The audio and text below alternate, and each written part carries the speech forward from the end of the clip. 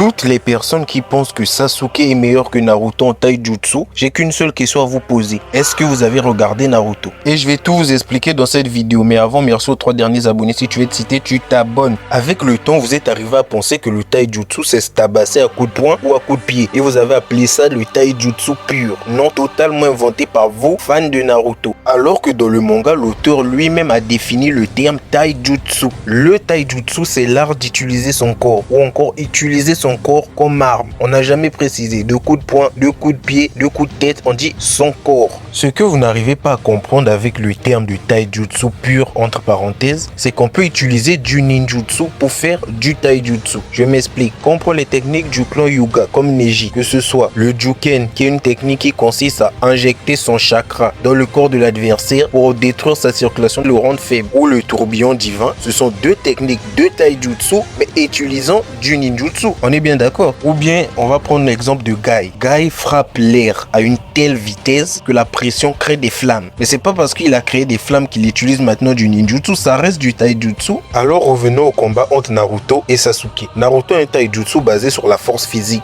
Il frappe juste avec beaucoup de clones, tape et voilà c'est. Alors que le taijutsu de Sasuke est totalement différent. Il se base sur ses yeux, l'anticipation que lui donne son Sharingan et son Rinnegan font en grande partie son taijutsu. Si Sasuke a empêché Naruto d'utiliser ses clones pendant tout le combat, c'est parce qu'il savait que Naruto a 100% de son taijutsu. Le même taijutsu qui a fait fuir Dame Kaguya, il y avait no match. Naruto utilise ses clones du ninjutsu pour faire du taijutsu comme les autres. Maintenant, lorsque vous allez parler du taijutsu pur, dans votre définition, c'est le fait de se battre sans aucun artifice. Pour revenir à un niveau d'équité de taijutsu pur, comme vous dites, Sasuke ne devra avoir ni Sharingan, ni Rinnegan, et c'est là qu'on parlera de taijutsu pur.